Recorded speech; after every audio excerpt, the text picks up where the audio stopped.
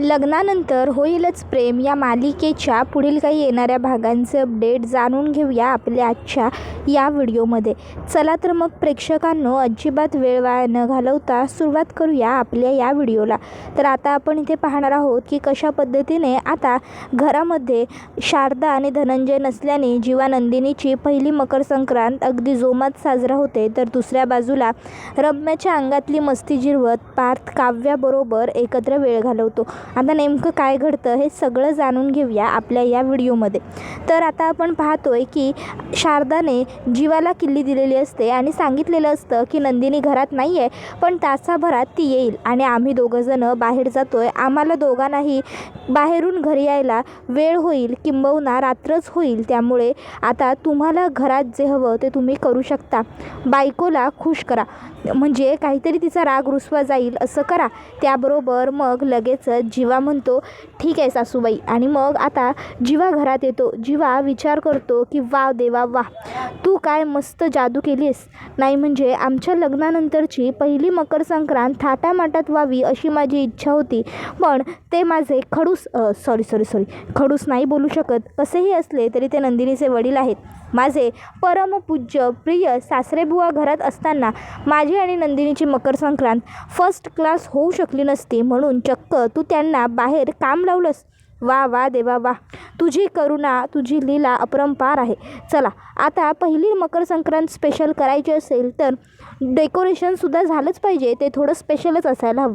मग जीवा विचार करतो की डेकोरेशनमध्ये काय बरं करता येईल. मग तो थोडंफार फुलांचंच डेकोरेशन करतो आणि गुड्डूला सांगतो नंदिनीसाठी गजरा वगैरे घेऊन यायला, हार वगैरे आणायलासुद्धा त्याने गुड्डूला सांगितलेलं असतं डेकोरेशनसाठी.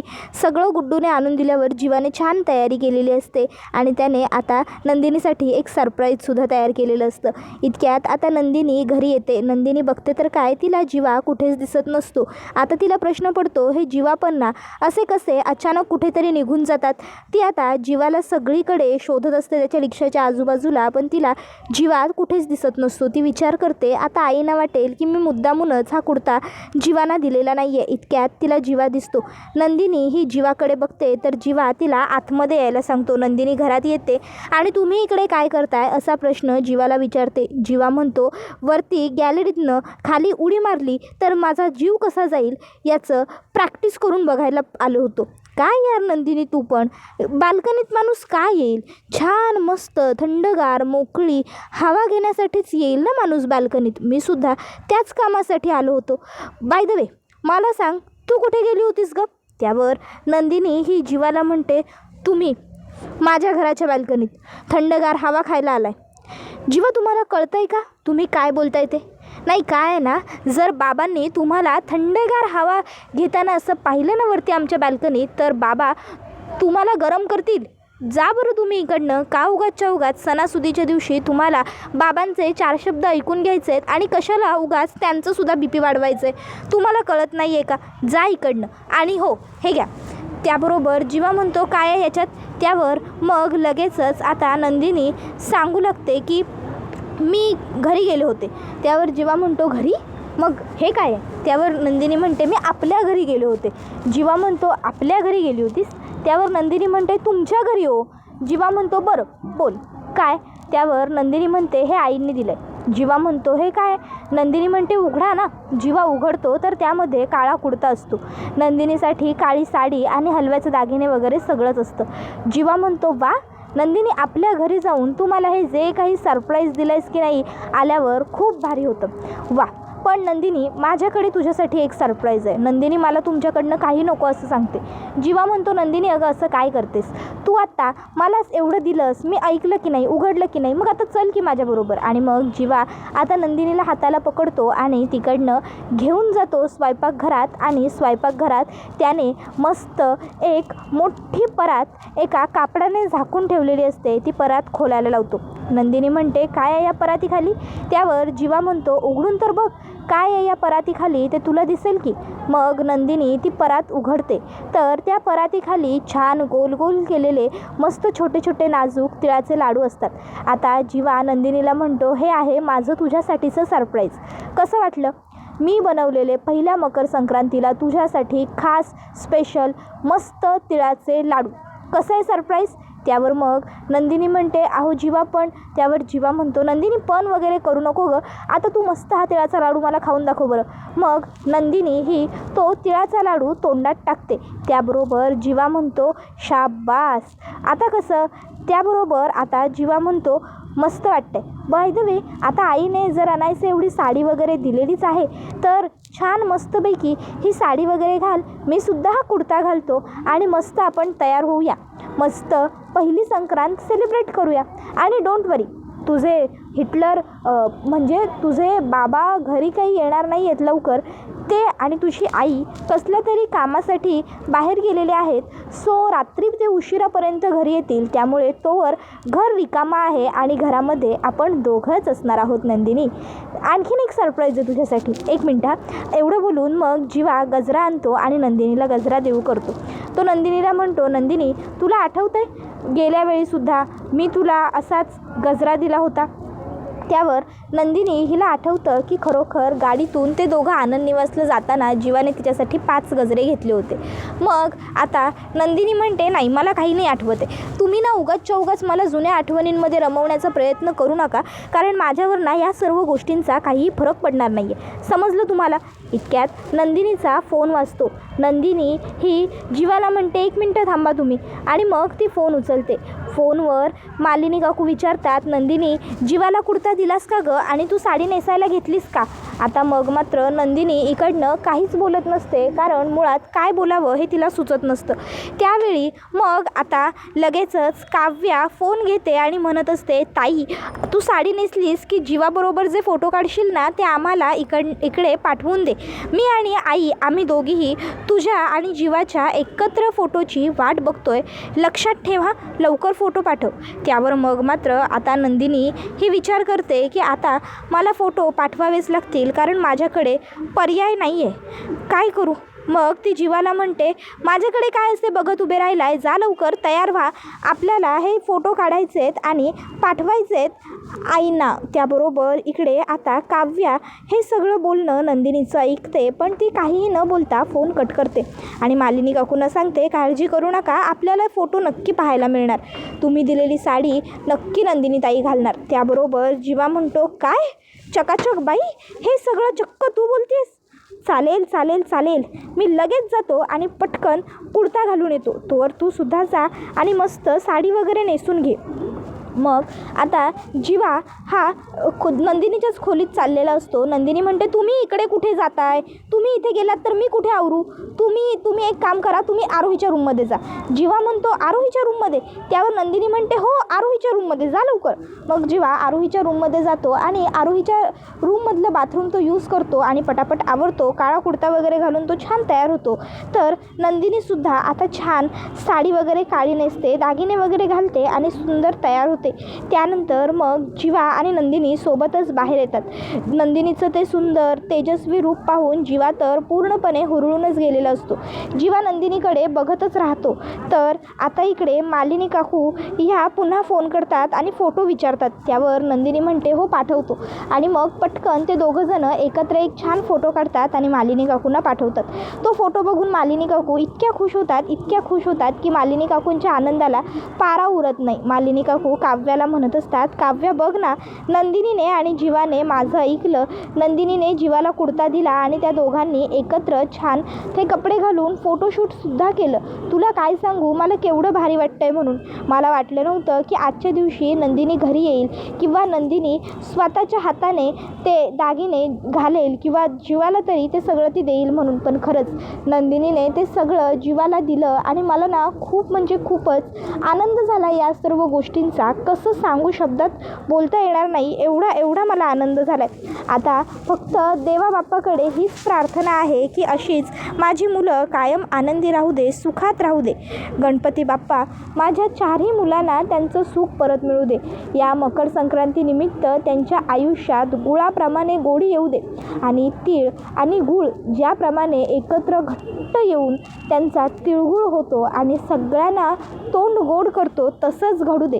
माझ्या सुना आणि माझी मुलंसुद्धा एकत्र येऊ दे, घट्ट त्यांचं नातं विणले जाऊ दे आणि त्या चौघांमुळे देशमुख आणि मोहिते यांचं दोन्ही कुटुंब कायम आनंदी राहू दे.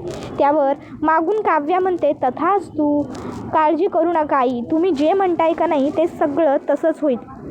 कारण तुमची मुलं तर समजूतदार आहेतच, पण तुमच्या मुलांपेक्षा जास्त तुमच्या सुना समजूतदार आहेत. आणि जिथे घरातली स्त्री समजूतदार असते ना, तिथे सगळंच व्यवस्थित होतं असं तुम्हीच तर म्हणता. त्याबरोबर मालिनी काकू म्हणतात, काव्या, तू म्हणतेस तसं जर घडलं ना तर खरंच तुझ्या तोंडात दही, साखर सगळं तुला हवं ते पडो आणि तुला हवं ते सगळं मिळो बाळा. खरंच तू बोलशील तसं घडू देत. हे घर, या घराच्या भिंती पुन्हा एकदा त्या घरातल्या आनंदाची वाट बघतायत, नंदिनीची वाट बघतायत. तुला माहिती आहे, आता जेव्हा मी स्वयंपाकघरात जाते ना, तेव्हा नंदिनी आज नाश्त्याला काय बनवणार आहेस असा शब्द आपसूक तोंडातनं बाहेरच पडतो गं पटकन. कारण आता सवय झाली आहे ना गं रोज नंदिनी स्वयंपाकघरात माझ्या आधी पोहोचण्याची. किंवा तुला माहिती आहे, कधीतरी पटकन संध्याकाळी चहा बनवायला उशीर झाला तर तोंडातून शब्द बाहेर पडतात, नंदिनी केली. पण मग आठवतं की नंदिनीच स्वयंपाकघरात नाही आहे आणि शब्द तोंडातले तोंडातच राहून जातात. मालिनी काकू इमोशनल होतात, पण मग त्या स्वतःला सावरत विषय बदलतात आणि म्हणतात, काय गं, तुझ्या परीक्षा कधी आहेत? काही बोलली नाहीस? त्यावर काव्या म्हणते, हो काकू, अहो परीक्षा येता येतच आता. नाही म्हणजे मला आत्ता जस्ट म्हणजे वेळापत्रक मिळालं आहे, पाठवलं आहे अनिशाने, आता ते वेळापत्रक बघते. आता एकदा का लेखी झाली की त्यानंतर मग काही दिवसातच रिझल्ट लागतील आणि रिझल्ट लागले की मग लगेचच इंटरव्ह्यू. त्याबरोबर मालिनी काकू म्हणतात, इंटरव्ह्यू आणि मग पुढे? काव्या म्हणते, मग काय, मग पुढे ट्रेनिंग. त्याबरोबर लगेचच मालिनी काकू म्हणतात की अच्छा काव्या, ते सगळं तर ठीक आहे, पण बाळा, पार्थला मनवण्याच्या नादात तुझं ना तुझ्या अभ्यासाकडे हल्ली खूपच जास्त दुर्लक्ष होऊ लागलेलं आहे. हे बरोबर नाही आहे हा काव्या. पार्थलासुद्धा तू अभ्यासात दुर्लक्ष केलेलं नाही आवडणार. आता पुरे झालं पार्थच्या मागे करणं. पार्थला मनवण्याचा तुझा जो काही प्रयत्न आहे तो तर तू करच, त्यामध्ये मी तुला नकार नाहीच देते, पण त्याबरोबर अभ्यासावरही लक्ष दे. तर युग लगेचच काव्याला म्हणतो, हो काव्या वहिनी, आता मी टॉप केलं आहे, आता तुलासुद्धा टॉप करायचं आहे. आपल्याला दाखवून द्यायचं आहे की देशमुखांची मुलं कुठेच कमी नाही आहेत आणि देशमुखांच्या सुनासुद्धा कुठे मागे नाही आहेत काय. त्याबरोबर काव्या म्हणते, डोंट वरी युग, तू म्हणतो आहेस ना तसंच होईल. देशमुखांची मुलं आणि देशमुखांचे सुना सगळेच जण एक नंबर आहेत. मुळात देशमुखांचं घरच एक नंबर आहे बस.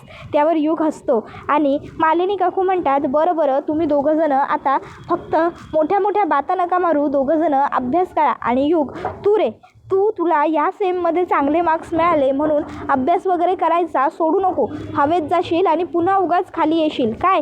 युग म्हणतो, काय गाई टोमणे मारतेस? मालिनी काकू म्हणतात, टोमणे नाही रे मारत आहे मी बाळा, तुला सत्य परिस्थिती सांगते.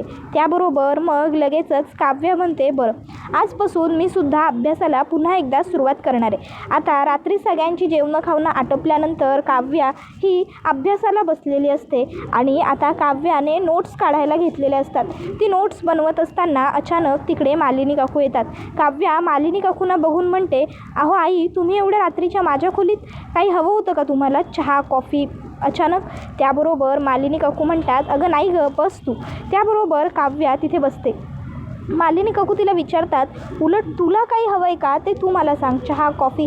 काव्या म्हणते, नाही खरंच काहीच नको आहे आणि काळजी करू नका, जर मला काही हवं असेल तर मी स्वतः स्वयंपाकघरात जाऊन बनवून घेईन. आणि काव्याचं तोंड पडतं. मालिनी काकू तिच्या डोक्यावरून हात फिरवून, काय झालं गं काव्या असं विचारतात. त्यावेळी काव्या मालिनी काकूंना सांगत असते, मालिनी काकू, काय सांगू तुम्हाला, म्हणजे तुम्ही आत्ता ज्याप्रमाणे येऊन इथं विचारलंत ना, काही हवं आहे का, काही पाहिजे का, चहा, कॉफी, तसं ना पूर्वी नंदिनीताई येऊन मला विचारायची, काव्या अभ्यास करतेस, तुला चहा हवं आहे का, काव्या अभ्यास करतेस, झोप तर लागत नाही आहे ना, असं नंदिनीताई नेहमी येऊन बोलायची. पण आज बघा ना, आता माझी एवढी महत्त्वाची एवढी मोठी परीक्षा आहे, पण माझी नंदिनीताई माझ्याबरोबर नाही आहे. मला ना आई नंदिनीताईची खूप आठवण येते हो कधी. असं वाटतं नंदिनीताईचा फोन येईल, नंदिनीताई घरी येईल. मी सुद्धा नंदिनीताईची खूप वाट बघते. आता हे सगळं बोलणं पार्थने ऐकलेलं असतं. पार्थ विचार करतो, खरोखर काव्याला अभ्यास करताना कधी झोप लागते. मग आता पार्थ मध्ये थोड्या वेळाने काव्याकडे येऊन बघत असतो. काव्या झोपली तर नाही आहे ना, तो चेक करत असतो आणि एका वेळी त्याला दिसतं रात्री 1:30 वाजता काव्या झोपलेली आहे. पार्थ विचार करतो, अरे ह्या म्हणतात रात्रीचा यांचा अभ्यास चांगला होतो, पण यांना तर झोप लागली, यांना उठवायला हवं, पण कसं? मग पार्थ आता लगेचच किचनमध्ये जातो आणि काव्याला आवडते तशी मस्त भक्कड स्ट्रॉंग ब्लॅक कॉफी बनवतो आणि काव्याच्या रूममध्ये येतो आणि जोरात टेबलावरती कॉफीचा मग आपटतो म्हणजे जरा जोरात ठेवतो, जेणेकरून त्या आवाजाने काव्याला जाग यावा. काव्या जागी होते. त्याबरोबर पार्थ तिच्याजवळ एक कप ठेवतो आणि स्वतःसुद्धा तिथे बसतो आणि स्वतःसुद्धा आता कॉफी प्यायला हातामध्ये कॉफी मग घेतो आणि आता तो तिथे त्याचं काम करायला घेऊन आलेला असतो, त्याचं लॅपटॉप. काव्य अभ्यास करत असते, पार्थसुद्धा त्याचं काम करत असतो. दोघंजणं पार्थने बनवलेली छान अशी ब्लॅक कॉफी पित असतात. काव्य पार्थना म्हणते, तुम्हाला ब्लॅक कॉफी आवडत नाही ना? पार्थ म्हणतो, इट्स ओके, मी काम करतोय ना, मला झोप यायला नको म्हणून पितोय. आणि मग पार्थसुद्धा ब्लॅक कॉफी काव्याबरोबर पित असतो. आता दोघंजणं छान त्यांचं काम करत असतात, कॉफी पित असतात. दोघांचंही अगदी सगळं छान सुरळीत सुरू असतं.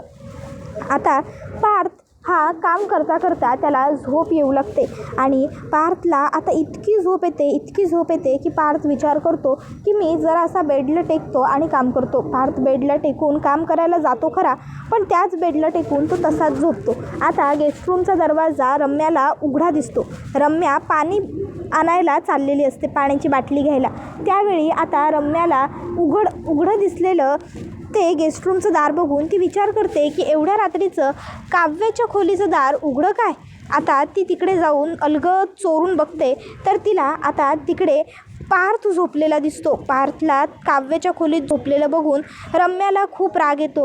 आता खरं तर पार्थच्या मांडीवरचं लॅपटॉप वगैरे काढून काव्याने बंद करून खाली ठेवून दिलेलं असतं, त्यामुळे रम्याला हे कळतच नाही की पार्थ तिकडे कामासाठी आला आहे. रम्याला हेच वाटत असतं की पार्थ काव्याबरोबर झोपण्यासाठी तिकडे गेलेला आहे आणि हे बघितल्यानंतर रम्याला आता खूपच जास्त राग आलेला असतो. तिला इरिटेट होत असतात या गोष्टी. तिला वाटत असतं की हा पार्थ असं कसं काय वागू शकतो, याला काहीच कसं वाटत नाही.